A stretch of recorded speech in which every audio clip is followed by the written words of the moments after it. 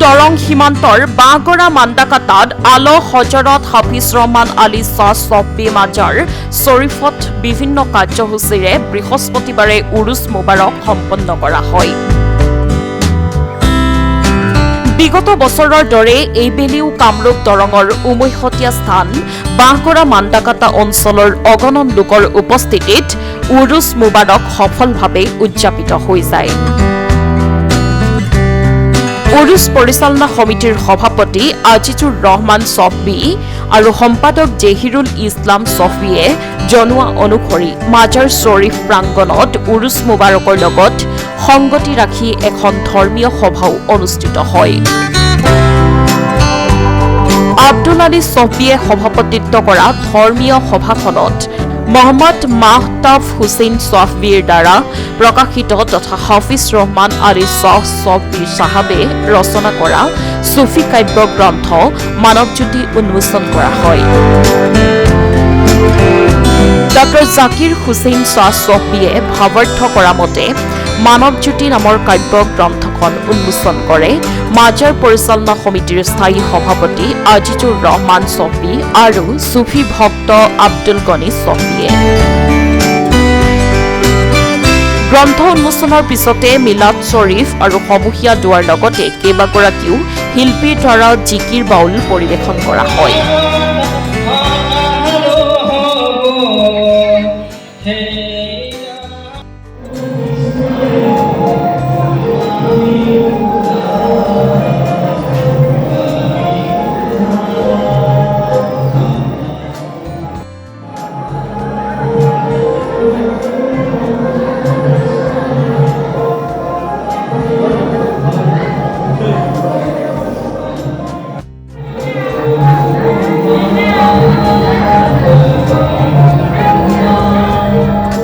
হিন্দু মুছলমান উভয় সম্প্ৰদায়ৰ অসংখ্য গুণমুগ্ধৰ উপস্থিতিত অনুষ্ঠিত হয় উৰুছ মুবাৰক।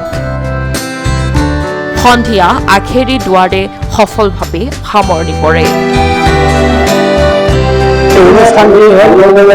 হজৰত হাফিজ ৰহমান আলী শ্বাহ ছফবীৰ উৰুছ মুবাৰক। এয়া হ'ল ৪৫তম উৰুছ মুবাৰক।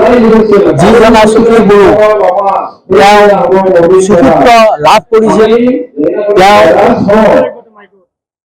ইৰাণ আৰু ইৰাণৰ যিজন গুৰু পাইছিল হজৰতে সৈয়দ ছফী আলী শ্বাহ ছফবী দেৱৰ পৰা তেওঁ এই জ্ঞান লাভ কৰিছিল আৰু তেওঁৰ পৰা সম্পূৰ্ণ কোৰাণ তেওঁ লাভ কৰিছিল আৰু সেই লাভৰ জৰিয়তে তেওঁ এই জ্ঞানটো পাইছিল আৰু জ্ঞান পাই এই চুফীত্বত তেওঁ সম্পূৰ্ণ তত্ত্ব লাভ কৰি এই মানুহৰ মাজত বিলাই দিছে আৰু তেওঁ যি জ্ঞান লাভ কৰিছিল সেই জ্ঞান আচলতে তেওঁ নিজে ৰাখি পোৱা নাছিল আৰু সকলো মানুহৰ মাজত বিলাই দিছিল।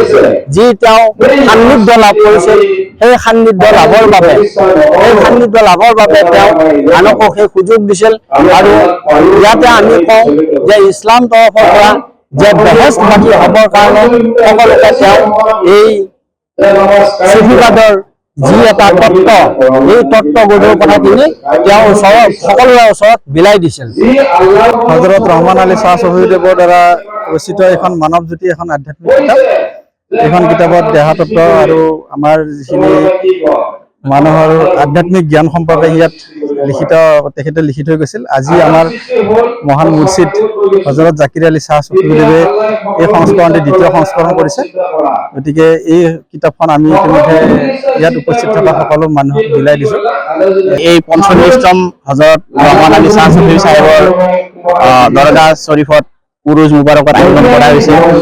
এই উৰুছ মুবাৰকত তেখেতৰ গুণানুকীৰ্তন, তেখেতৰ প্ৰতি শ্ৰদ্ধা জনোৱাৰ উদ্দেশ্যে এই উৰুছ মুবাৰক পালন কৰা হয় আৰু এইটো প্ৰতি বছৰে পালন কৰা হয়। ২৭ জেলকট, আৰবিক ২৭ জেলকট, ইংৰাজী ২৭-২৮ জেলকটত এই উৰুছ মুবাৰক উদযাপন কৰা হয়। আজিও তেনেকৈ উদযাপন কৰা হৈছে।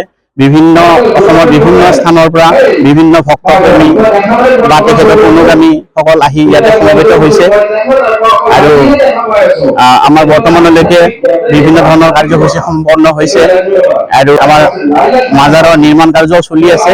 নিৰ্মাণ কাৰ্য সম্পূৰ্ণ হ'লে আৰু আমি ডাঙৰকৈ উৰুছ মুবাৰক আয়োজন কৰাৰ বাবে আমি আশা কৰি আহিছোঁ।